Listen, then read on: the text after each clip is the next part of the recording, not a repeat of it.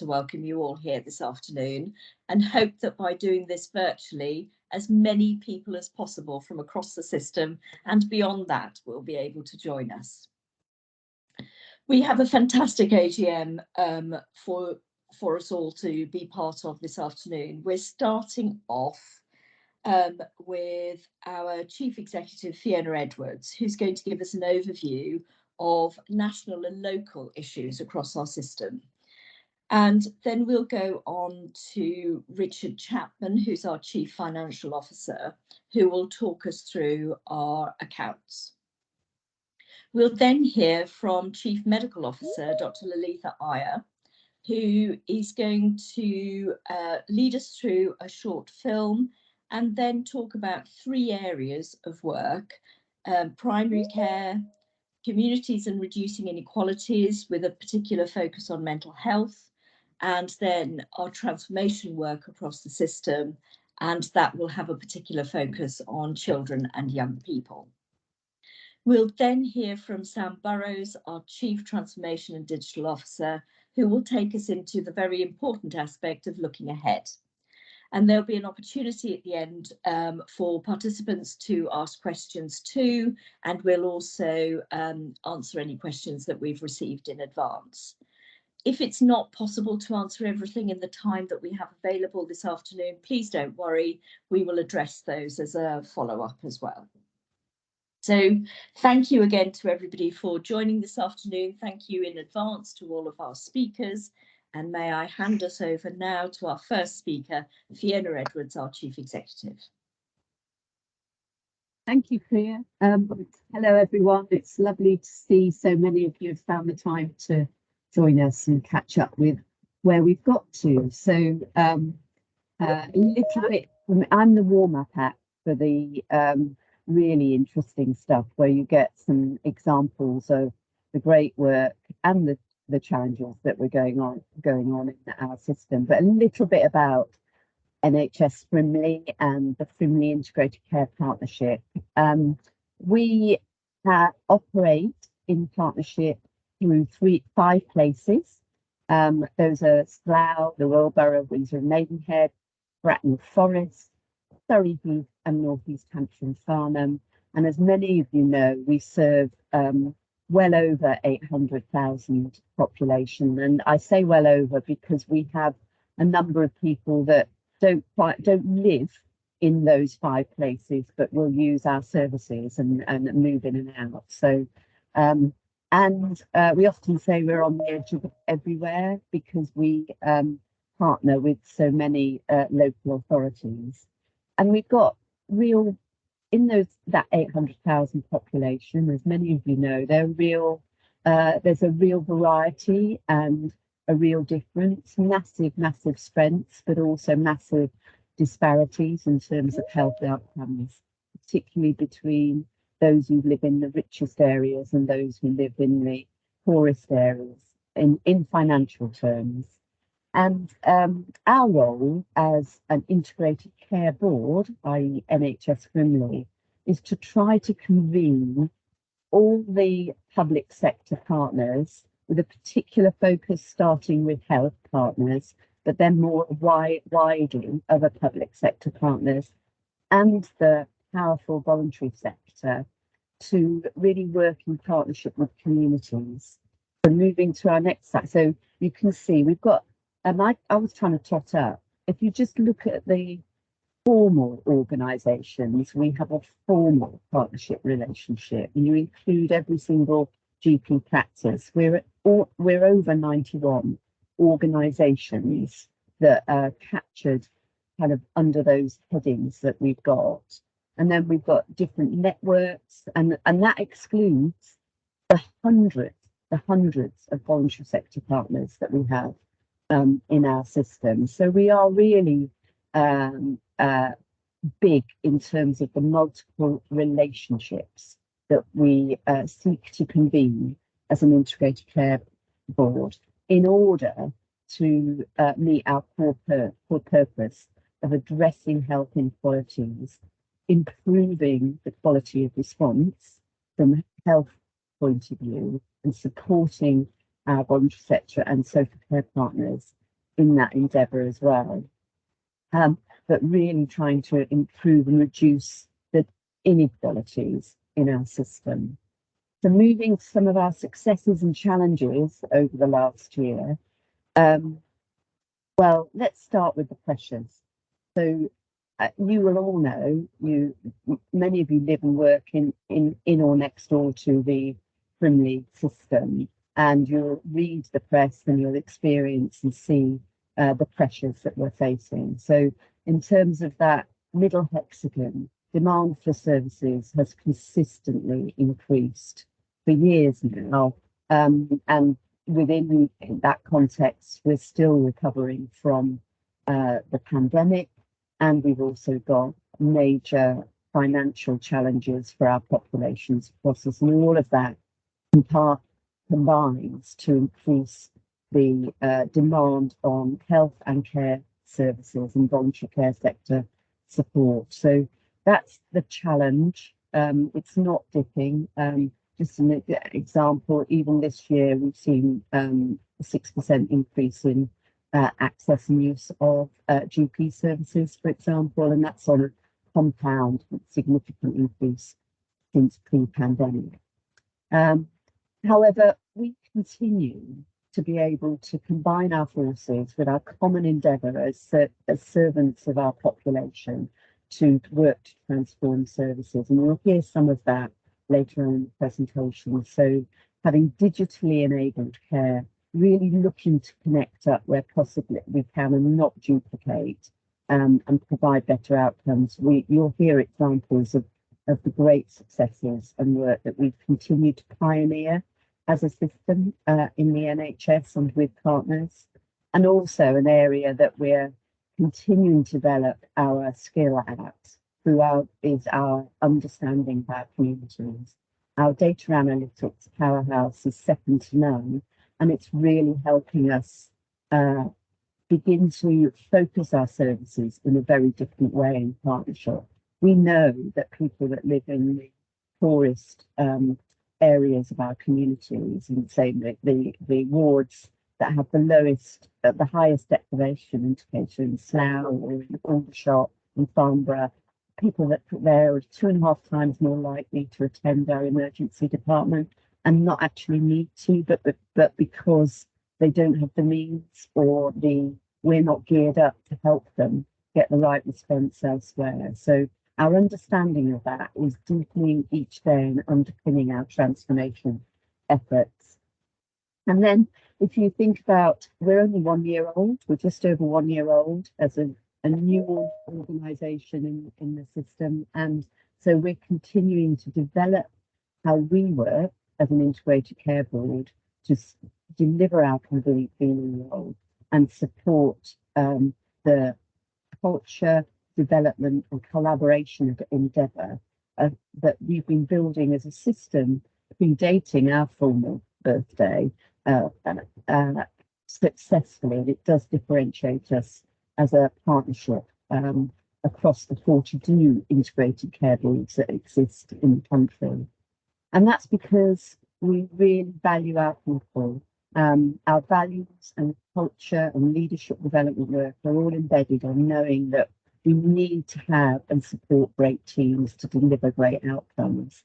And so we have our work in our system people board, which many of our partners support, to try to ensure that we manage and support our staff well, especially when the level of challenge and scrutiny and risk feels so great, and support our staff to speak up, talk about when things aren't going right, to feel fully part of the organisation from whatever background they come from, whether it be different ethnic backgrounds, with a disabled or with a disability, and also increasingly being helping to address the gender disparity that we see and hear so much of in the national media, but also plays into our public services as well. So people really important to us, and some significant join up and connectivity, particularly around creating the right environment for staff to work. And lastly, the big challenge for all of us in public service is the money. We're struggling to deliver everything we're asked to deliver with that rising demand and with targets within the resources allocated both to the NHS and to local authority partners. That's a lived, real challenge. We just about cracked it last year. You'll see it in financial reporting, but it's getting harder and harder to be able to sustain that. And that's a collective challenge as we move through this year. And I'm going to hand over to Rich on that note, on the money, to bring us up to speed with how we performed last year. Rich. And just before we hear from Rich, just to say, if you do have any questions, do please put them in the chat and we can pick them up as we go along, and we'll address them at the end. So sorry to interrupt you, Rich. Over to you. Thanks, Priya. So I just wanted to start by summarising that it was quite a strange accounting period for the financial year, because obviously we had the first 3 months where we were a CCG, and then post July the 1st, the ICB was established and the CCG disestablished, with the ICB inheriting the balances with which the CCG finished its accounting period. So producing and auditing 2 sets of accounts during the period. There are 3 financial duties incumbent upon both CCG and ICB: to remain within our revenue resource limit, to remain within our running cost allocation, and to remain within limits prescribed by regulators on the amount of cash in the bank at the end of the financial year.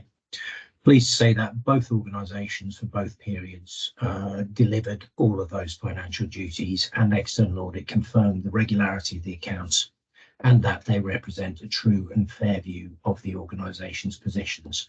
Excuse me. So CCG finished its 3-month period with a surplus of £2.478 million, which represents expenditure of £404 for each registered patient in the 3-month period, and of which the majority at £162.1 million, or 49% of what we spent, was spent on acute care.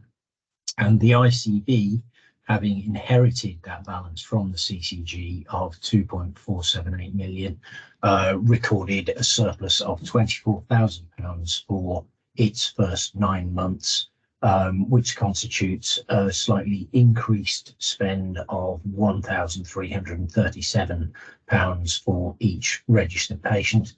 Again, the majority was on acute care, but only about 44% compared to the 49% of the previous period. And the reason for that was that coming out of the special funding arrangements for the pandemic, we took over again responsibility for post-hospital discharge care funding. So obviously there's a shift there from acute into community care. So both organisations delivered all of the required financial duties, clean bill from external audit for both sets of accounts. And I'm happy now to hand over to Lalitha. Thank you, Rich.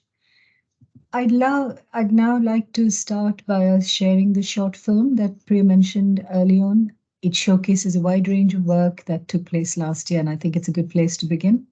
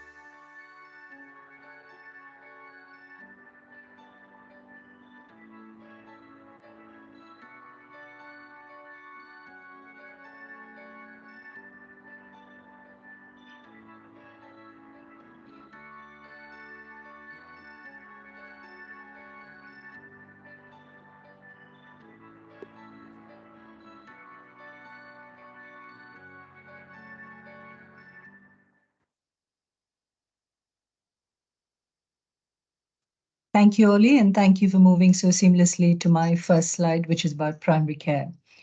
There has been a huge amount of development in primary care over the past year, and this work continues to improve access and experience for many of our patients.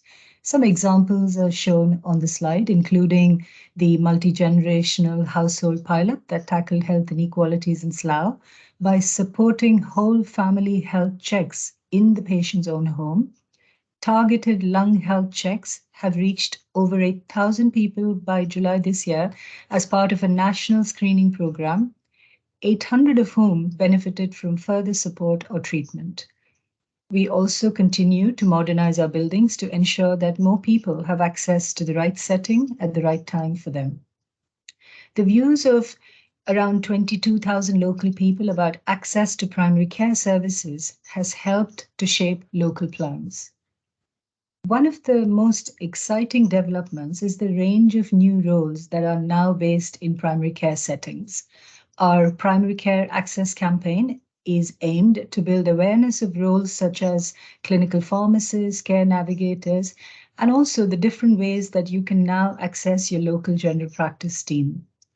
This campaign was rolled out across the area on billboards, bus stops, local newspapers, and social media, reaching over 1 million people in total.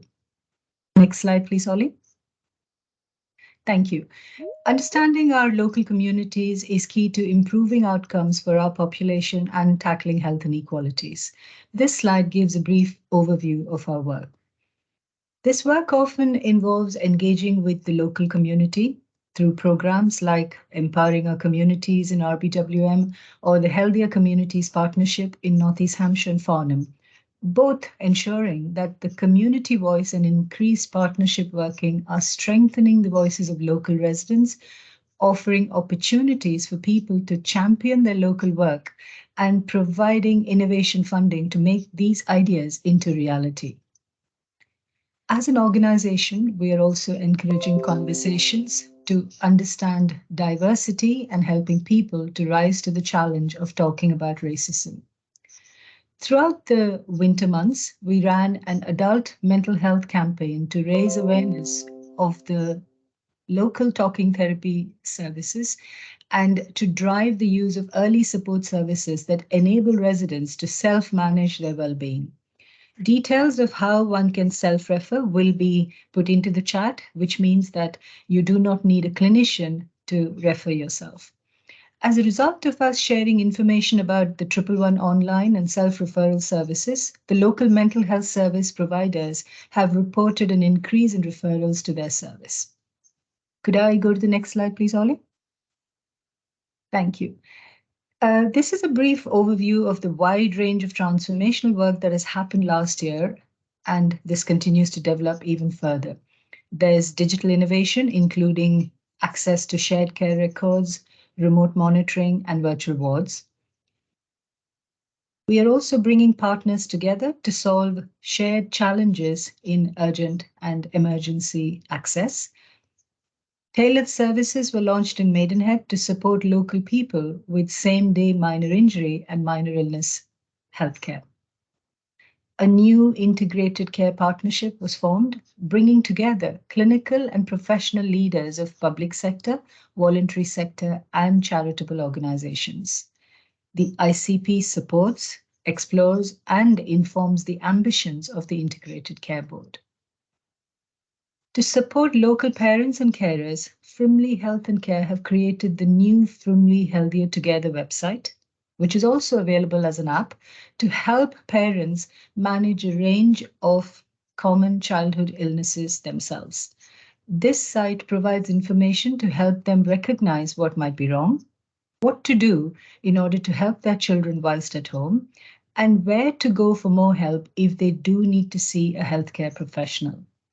The website has been designed by national and local pediatric experts, and it is based on trusted national guidelines.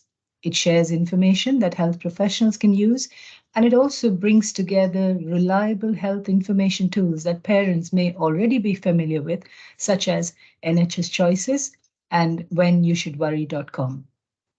This information and other useful apps that our residents have access to, such as the Get You Better app, are also available with details in the chat.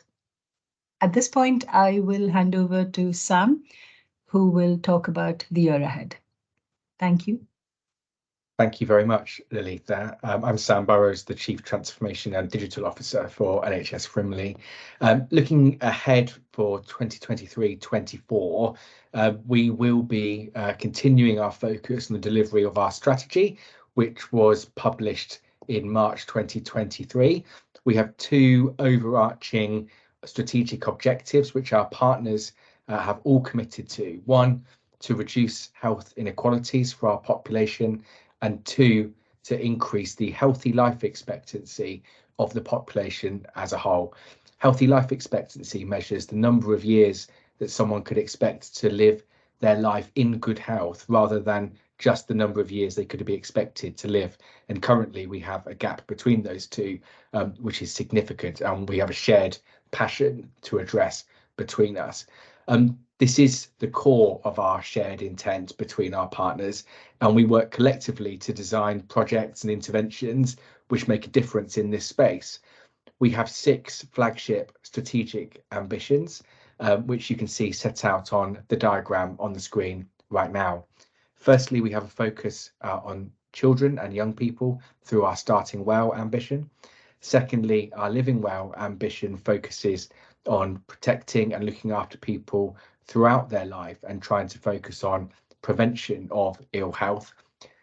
Thirdly, our People, Places and Communities ambition brings our partners and our population together to ensure that the voices of our residents, families and carers shape the way that we design and deliver services to meet the needs of our population. We also have ambitions that focus on how we organise ourselves as a partnership as well. As you would expect, we have a strong focus on our people. We employ many thousands of staff across the NHS, local government, and other partner organisations as well in this geography. And we want to be known as a great place to work, to live, and where everyone who works for one of our organisations feels like they are making a positive difference to the people that we are here to serve. We have an additional focus on leadership and culture to ensure that we're working together to build the right environment for collaboration and to ensure that our shared values as a partnership are being lived by everyone who works as a part of the Frimley integrated care system. We want to support a diverse and inclusive workforce to ensure that people are empowered to make positive change when they come to work. Finally, and as Rich touched on in his part of this presentation, we have an additional focus on making outstanding use of our resources.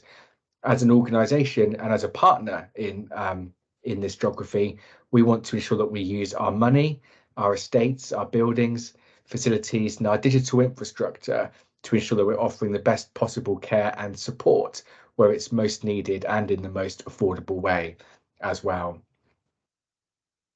Have the next slide, please. Thank you.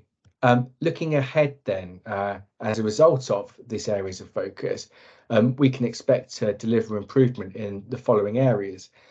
Firstly, we continue to work on new pathways and ways that the population will be able to access the care that they need in a timely manner and to receive the outcomes that they have the right to expect when using one of our services.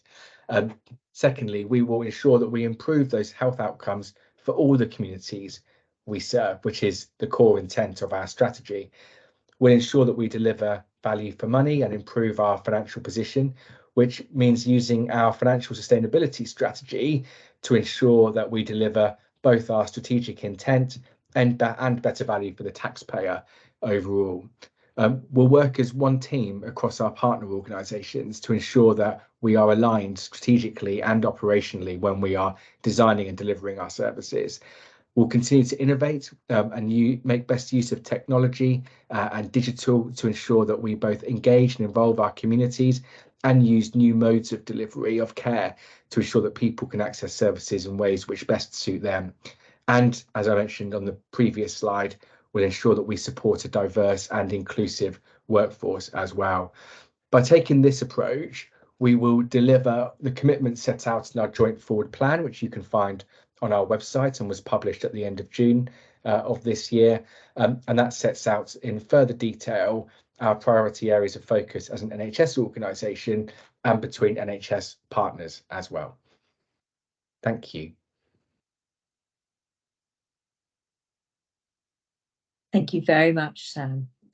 And thank you to all our speakers. I'm now going to hand over to my colleague Emma Boswell to host our question session. Thank you, Emma. Good afternoon, everybody. Thank you. We've had a question in the chat and a question that was submitted to us beforehand, and some themes that have been coming out of some of the conversations that people have been hearing. So if I go to the question in the chat function first. So the question is from our Healthwatch Surrey colleagues, which asks, please can we provide assurance that we have a culture which welcomes and actively encourages involvement and feedback, formal and formal, across all of our component parts, that we are focusing on hearing from a cross-section of those who use our services to tackle inequalities in outcomes, experience and access? And are we confident that people's experiences of services are valued and are influential in driving improvements in the quality of services provided? So a very big question, which goes to the heart, I think, of the way that we want to work. So I was going to invite some colleagues to come in and respond to that. Lalitha, I was going to invite you to come in, particularly to respond around how are we ensuring we're working with a diverse range of communities in our inequalities agenda. Emma, do you want me to go first, or Sarah to give a generic approach first and then do you want to go first, Lalitha? Yeah, okay. So we are linked into the voluntary sector in places, as you know, where there is diversity of population. Slough and North East Hampshire and Farnham have the largest group of population. So we do hear from the voluntary sector, and we also hear from the clinicians and professionals providing care, and direct feedback from them is taken on board. If there is a service that along the patient's journey of care that needs looking at in terms of touch points for the patient, we are specifically looking into that. We're also working hard to get processes in place to address the language barriers that patients may have, be it leaflets, be it easy read leaflets available on websites and in physical format. I think I will stop there, Emma, and we can have a general view further, to which I'm very happy to come back in if need be. Thank you, Lalitha. Sarah, I wondered if you wanted to come in specifically around the voice of our residents in the quality of services and some of the arrangements in place. So obviously we use a number of mechanisms to try and listen to the voice of the services, and we work with our providers, because obviously it's the providers that provide the services and have the main contracts with the patients, you know, that level of working with them. We work very closely with Healthwatch, who is another way of hearing what our patients are saying, and we look at and triangulate complaints and other qualitative indicators. We look at national patient surveys such as the GP survey, and we bring all of that together when we're looking at the patient voice and the quality of services. Thank you. And I suppose I should add, actually, Emma, that one of the things I was really pleased to see, and I'm so glad you've raised the question, Maria, because it is vital, isn't it? It's the, what are we here for? How do we know that what we're concentrating on is relevant and the most important thing? And having that voice is so important. I was so pleased to hear from a number of charities, including Patients Association, about how much good work there is to keep that constant flow of information. And we're always looking for better ways to do it, and to ensure that we hear from all of those parts of the population. We don't ascribe to the hard to reach label. Everybody is accessible. It's just finding the right ways to ensure that we hear that voice. So absolutely agree, and thank you for raising it. Back to you, Emma. Thank you, Priya. And I was just reflecting on the other arrangements we have in place to engage and hear from our communities. For example, our community panel, which we're just about to go for a refresh for. So we'll pop some information into the chat or follow up with that after this meeting.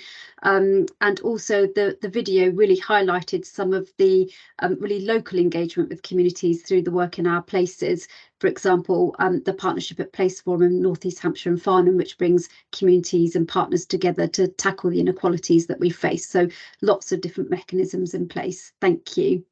We have had another question that was submitted, and these are: what are your plans going forward to ensure same-sex female couples have an equal chance to access fertility and IVF treatment? And what timescales do you predict for this change?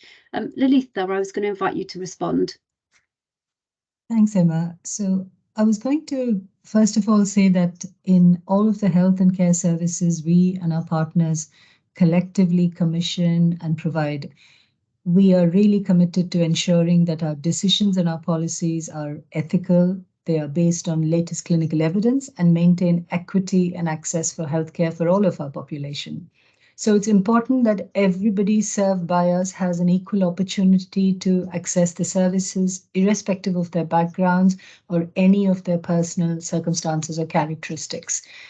So in particular, we are already in the process of review of the policies, taking into account up-to-date evidence, addressing equity, inequalities, as well as ethical and legal considerations.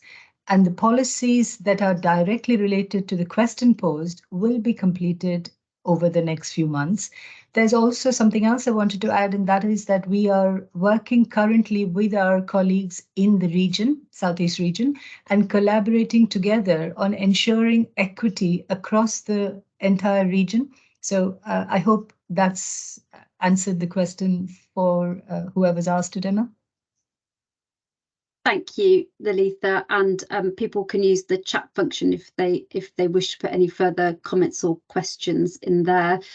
We have another question in the chat, which really relates to sort of demand on services and new ways of accessing services to reduce demand on certain parts of our system. The question is, can we get the Bracknell treatment fully 7 days per week, including imaging? And can we get a lot more promotion of their excellent services to help tackle the pressure of our A&E services? The feedback I get from residents is very good, but not enough people know they are there. Sam, I was going to ask you to just talk a little bit about sort of the winter plans and some of the services to support the pressures across the system. And if other colleagues want to come in and respond to the question after Sam's gone first, then please let me know. Yeah, thanks, Emma, and thank you, Trevor, for the question as well. I'd like to pick up the Bracknell piece first, Emma, if that's okay, and then broaden it out. So that service in Bracknell is really important to us, and we know that it's important to local people who make use of it as well.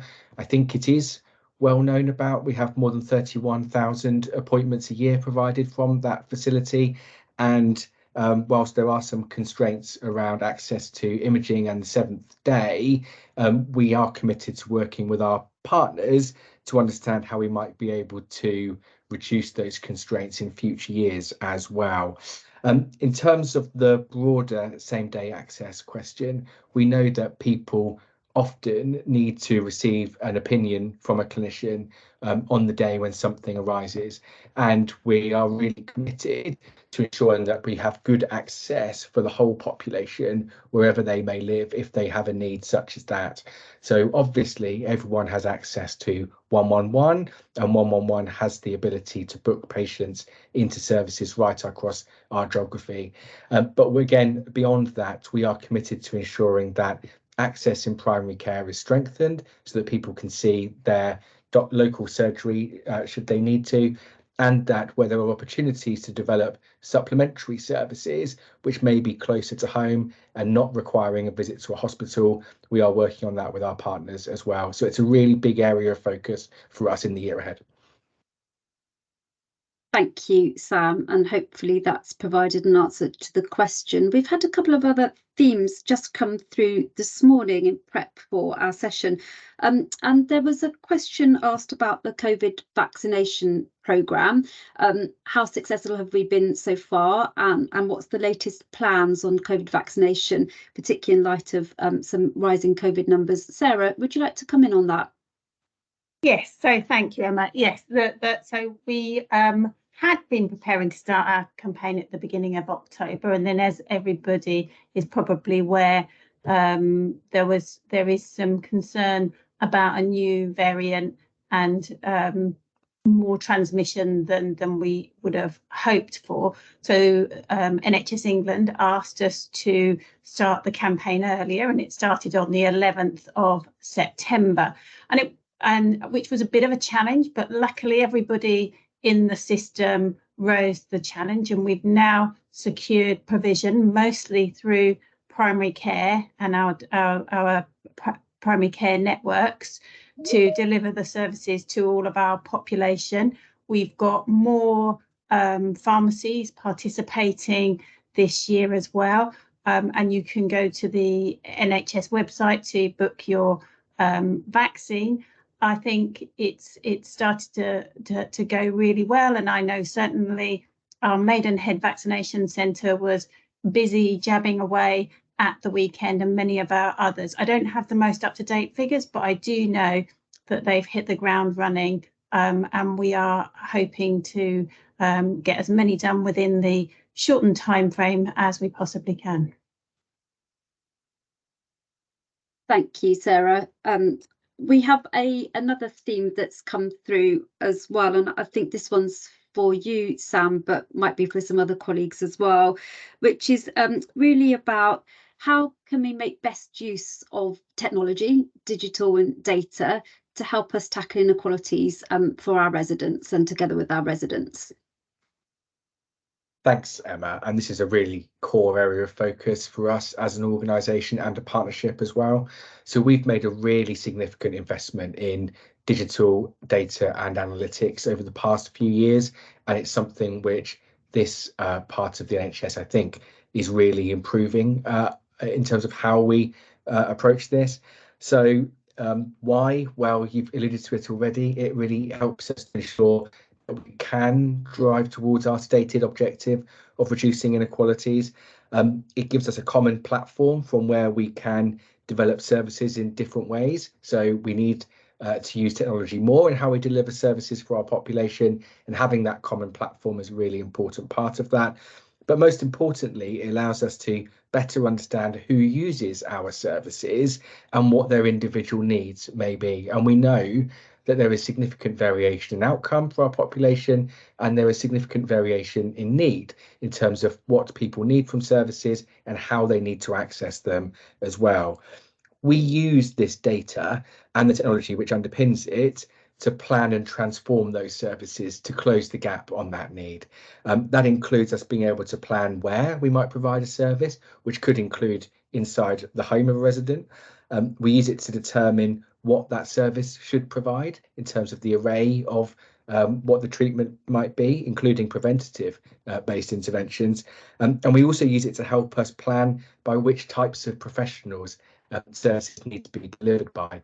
And clearly this is a changing area for all service providers as technology and data continues to evolve. So it's a really big part of what we do right now, and I suspect it will be an even larger part of our focus in the years that are ahead of us. Lovely. Thank you, Sam. I've just had a quick check. I'm just going to make sure I haven't missed any other questions that have come through in the chat box. As I say, people, please feel free to put questions in the chat box if you have any. There was one final theme that came through, and I can't see everybody on the screen, so I'm hoping that Caroline Corrigan is available on the screen. And the question was about how are we working together with partners across the system to support and encourage young people to want to work in health and care locally. Caroline, are you there? Yes, Emma, yeah, I'm here. And thank you for the question. We're really passionate about making it easier to get jobs within our public sector organisations. So the system, our partners, we have a people board where partners come together to consider what are the things that we want to work on together for the communities that we serve. And one of those areas has been looking at how we make it easier, that we are more attractive as employers, and particularly for anybody in the early stages of their careers. We're particularly working in Slough and one of the wards in Surrey Heath around a programme of work where we're looking to broker employment more effectively, make it easier to navigate the both online and other processes to secure roles, jobs, careers with our organisations. So that particularly is we've been enabled to work with DWP, the Department of Work and Pensions, as well as some voluntary sector colleagues, and then talking to young and other people about their experience of seeking employment, and particularly within health and social care. More than that, I know that colleagues in, for example, FHFT, the number of people that apply for jobs, for example, in that organisation, colleagues there, I think particularly of Matt and the HR team, are actively involved in improvement work to reduce the amount of process and time it takes to secure roles, and again making the digital interface as attractive and easy to navigate as possible. So 2 pilot areas of work going on, learning from others around the country on something called Anchor Institutions, working with DWP in particular, and with our local health authority colleagues, so that the vast array of roles and career opportunities that there are as easy to navigate and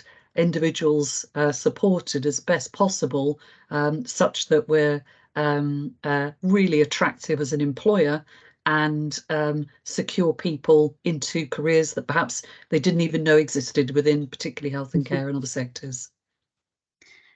Lovely. Thank you, Caroline. So we have one final theme that's come through, and then I'm going to hand over to Priya for a close. Lilitha, I think this one's back to you, and you covered it a little bit in your presentation. So the question was around the types of roles, the different sorts of roles that people might see in general practice or primary care at the moment, and just a little bit more information on what those are. Thank you. So the traditional role that we have been used to is the general practitioner and possibly the nurse, whereas now any patient who contacts the surgery could see a clinical pharmacist, they might see a physician's associate, they might see a care navigator.